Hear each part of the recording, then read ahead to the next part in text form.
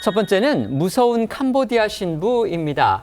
캄보디아에서 우리 국민이 납치 그리고 감금된 사태의 불똥이 아무 잘못이 없는 캄보디아인들에게 튀고 있다고 하는데요.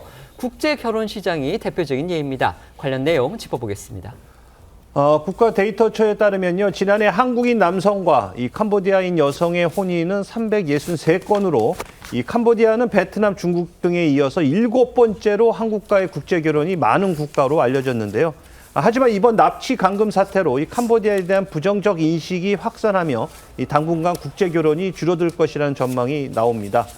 국제 결혼 중개 업체 등에 따르면 이 캄보디아 여성과의 만남 문의가 줄어든 것은 물론이고 이 진행 중이던 이 중개건이 취소되는 사례가 잇따르고 있다는 겁니다. 한 국제 결혼 중개 업체 매니저는 서울신문에 추석 전까지만 해도 이 캄보디아 여성과의 만남 문의가 일주일에 한두 건 정도는 있었는데 지금은 단 한 건도 없다고 분위기를 전했습니다. 또 다른 중개업체 대표는요, 만남이나 결혼 중개 문의는 아예 없고 기존에 진행 중이던 7건 중에서 4건이 무산이 됐다면서 무서워서 결혼을 못하겠다, 혹시 범죄에 연루될 수도 있지 않냐고 하는데 나머지 3건도 비슷한 이유로 취소가 될 것 같다고 밝혔습니다. 이번 사태가 벌어진 뒤에요. 결혼을 약속했던 캄보디아 여성과 결별한 그런 사례도 있다고 합니다. 네, 맞습니다. 서울신문 보도인데요.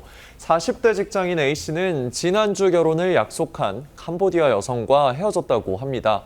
국제결혼 중개업체를 통해 예비 신부를 만난 A씨는 지난달 캄보디아 푸놈펜의 약혼자 집을 찾아 결혼 허락까지 받은 상태였다는데요. 하지만 캄보디아발 납치, 감금 사태 이후 A씨 부모가 결혼하면 처가도 왔다 갔다 해야 하는데 그렇게 위험한 나라를 어떻게 가느냐며 격하게 결혼을 반대했고 결국 파혼을 결정했다고 합니다. 전문가들은 이러한 현상이 캄보디아 국가나 국민에 대한 차별 또는 혐오로 이어지지 않도록 경계해야 한다고 지적하는데요. 이 최항석 국민대 사회학과 교수는 서울신문에 국민이 실망하고 분노를 느끼는 대상은 이 미흡한 대응을 보이는 이 캄보디아 정부나 또 이 잔혹한 범죄자들이라면서 이 죄 없는 캄보디아인과는 구분돼야 한다고 했습니다.